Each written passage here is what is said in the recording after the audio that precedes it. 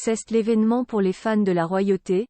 Cette semaine, après plusieurs mois d'attente, la dernière saison de la série The Crown a été en partie dévoilée ce jeudi par la plateforme Netflix.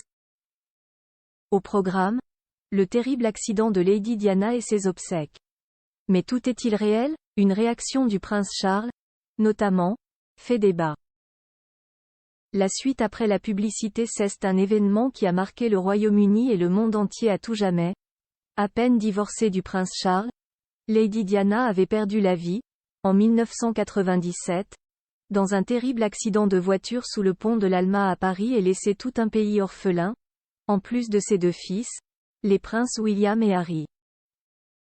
Âgés à l'époque de 15 et 12 ans, ceux-ci ont d'ailleurs traversé un deuil difficile. Un deuil abordé dans la 6e et dernière saison de la série The Crown, dont les premiers épisodes ont été révélés ce jeudi 16 novembre, et qui démarre par l'accident de la princesse. Interprétés par Rufus Campa et F. Flynn Edwards, les deux jeunes garçons apprennent de la bouche de leur père, qu'on appelait encore le prince Charles, incarné par Dominic West, le décès de leur mère. Un scénario parfaitement conforme à la réalité. Mais tout ne se déroule pas dans la fiction comme dans la réalité. À l'époque, le prince Charles, après avoir prévenu ses fils et sa mère Élisabeth II, part bien à Paris pour rapatrier le corps de son ex-épouse, morte en même temps que Dodi Al-Fayed, son nouveau petit ami.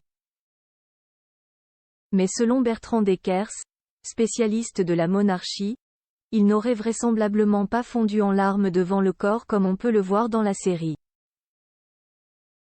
Au contraire, sa réaction aurait été inattendue. On n'a pas de témoignages qui décrivent une telle situation, explique-t-il. Une des premières choses qu'il a dites, rapportées par des témoins, c'est « Tout le monde va penser que c'est moi ». La mort de Lady Di, un événement traumatisant, une prédiction qui s'est avérée bonne pour le prince Charles, puisque la rumeur que Diana avait assassiné par la famille royale a longtemps couru. En réalité, sa mort serait liée à plusieurs facteurs.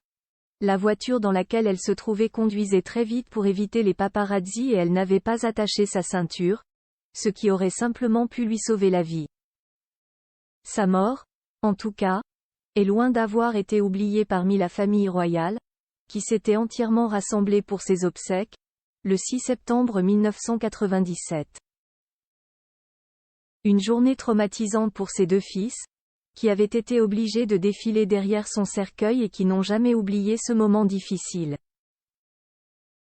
Mais également pour de nombreuses célébrités, et pour la reine Élisabeth II, qui, malgré ses différends avec son ex-belle-fille, avait effectué une rarissime révérence devant son cercueil. La suite après la publicité. La suite après la publicité.